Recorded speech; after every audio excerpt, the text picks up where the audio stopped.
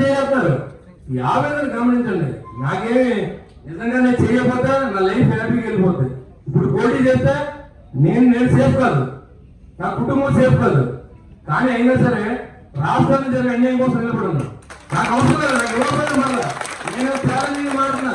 నీకు దమ్ముంటే ఎవరో డిబేట్ రా, నీకు దమ్ముంటే కొడుకురా, రాజశేఖర రెడ్డి కొడుకుగా నువ్వు నిజంగా రాజశేఖర రెడ్డి పెద్ద అయితే నువ్వు వచ్చి గుళ్ళో ప్రమాణించే. నేను ప్రజల సొమ్ము ఏది తినలేదు, మా సొమ్మంతా మా కష్టాలు చేద్దామే, ప్రజల రక్తం నేను తాగలేదు, ప్రతిపక్షాల మీద పొరుతుంటే నువ్వు చెప్పు చాలు. నేను విత్డ్రా అవుతున్నాడు. ఈ రోజు విత్డ్రా అయిపోతున్నాను, ఎమ్మెల్యేగా నేను విత్డ్రా అయిపోతాను. చెప్పి దమ్ము నీకుందా? లేకపోతే మా ఉప ముఖ్యమంత్రి వచ్చేస్తా నీకుందా పని? లేదు. నేను నా కొడుకు, నా కూతుళ్ళు, నా మనవలతో సహా గుళ్ళో ప్రమాణం చేస్తా.